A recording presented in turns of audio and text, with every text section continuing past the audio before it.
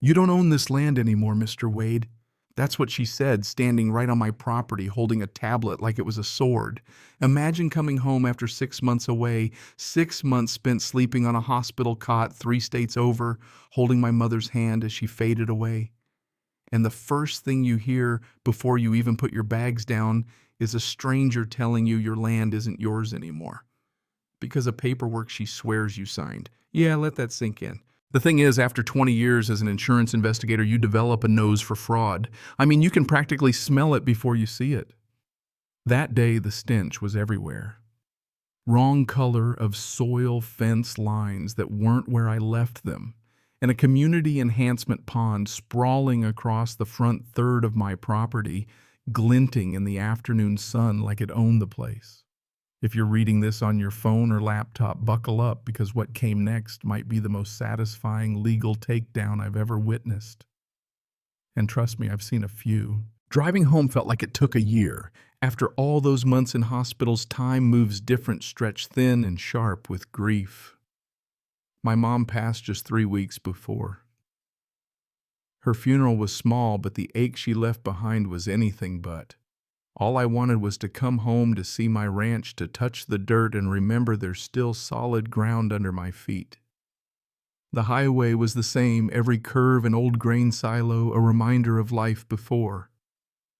But that shimmer of water where it shouldn't be, that was new, and it twisted my gut.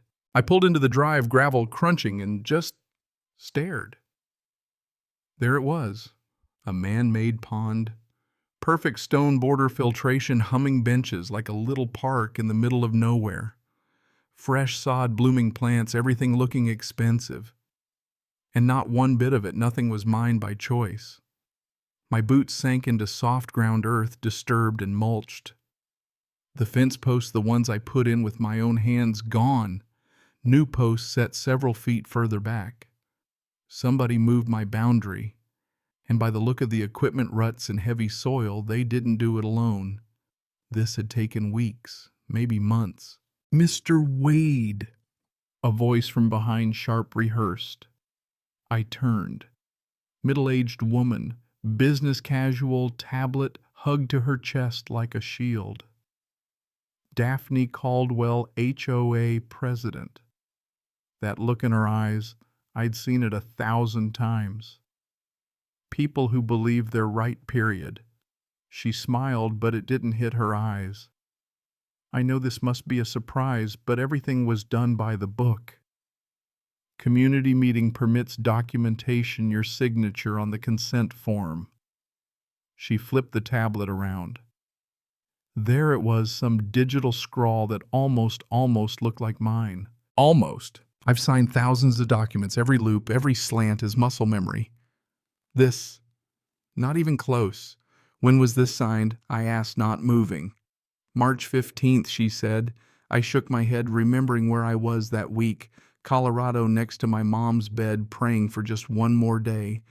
No way I signed anything. I was out of state, I said, voice flat. Didn't sign this. Her smile tightened, edges sharpening. Signatures on file, Mr. Wade.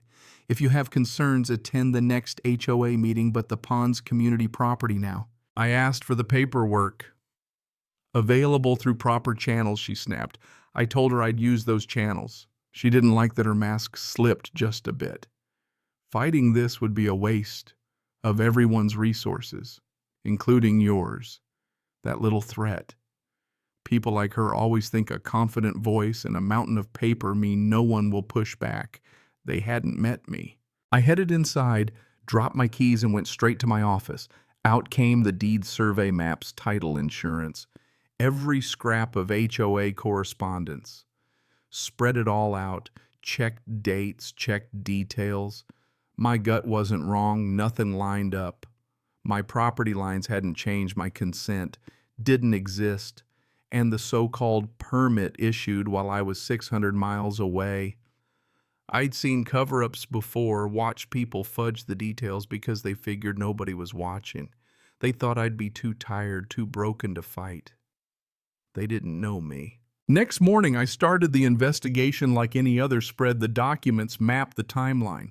My original survey, the deed from 12 years ago, everything matching but the county's new map, which now showed the pond half on common area. Yeah, right. The dates didn't add up. I checked for notifications, nothing. No emails, no letters, not even a flyer on my porch. The neighbor who collected my mail, only bills and junk. If they'd sent a notice, it never reached me. I called Estelle Brennan, my neighbor 3 properties down. She'd been around forever, way before the HOA expanded. If anybody knew what happened, it'd be her. They started in April, she said when I got to her kitchen, coffee cooling between us. Daphne came by, said you'd approved it all. Had paperwork. Most didn't question. I clenched my jaw. I never approved anything. She just nodded. Didn't think so. But she's not someone you cross. Her brother-in-law owns the construction company. Called an emergency meeting when half the neighborhood was out of town. Vote passed barely. Emergency meeting fast-tracked approval absent owners. All classic railroad tactics. When I pressed about notification, Estelle shook her head. Sent to old addresses, wrong emails. I brought it up, but Daphne said it was our job to update info. Every detail stacked up. This wasn't some sloppy mistake. It was deliberate. Would you testify if I challenged it? I asked. Absolutely. What they did wasn't right. I thanked her, warning her to be careful. Daphne didn't like losing. She's got the board in her pocket. I told her I'd handled worse. People in power always think they're untouchable until the paperwork tells a different story. Back home, I filed an official records request with the county, reviewed every bylaw I'd ever signed. Major projects required 30 days, written notice by certified mail. No shortcuts even for emergencies. I reached out to an old contact, Marcus Callahan, a real estate attorney I'd worked with years ago. He was in ready to go. I got the permit copies, and the forgery was obvious even before the forensic examiner saw it. The email on the form, close to mine, but not my real one.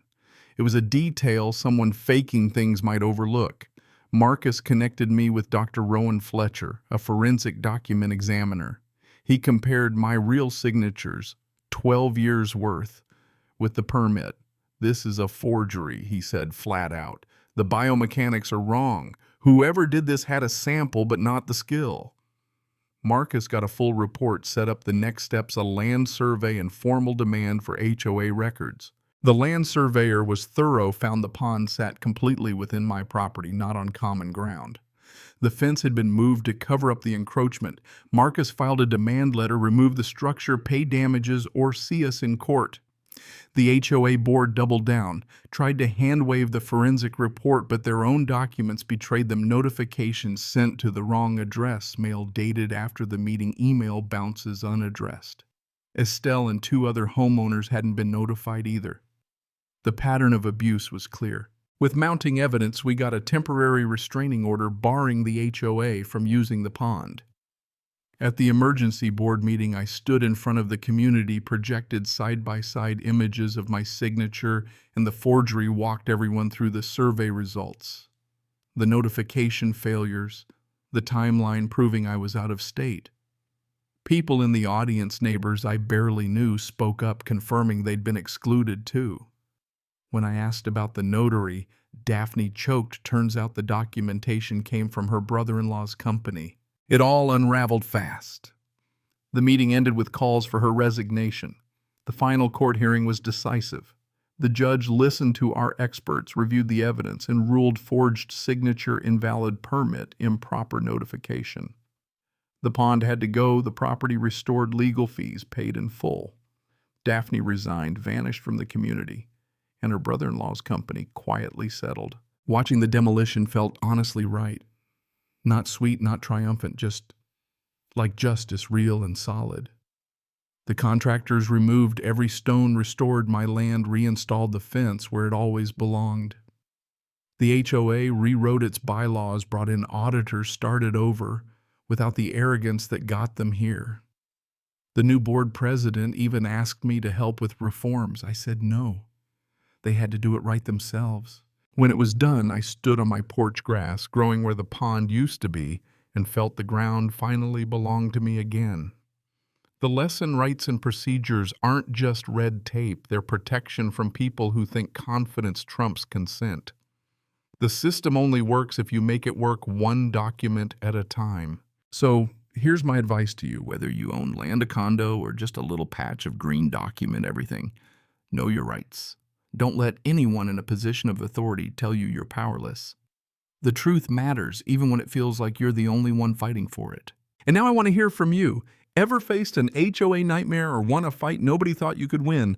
Was justice served, or did the system let you down? Drop your story in the comments.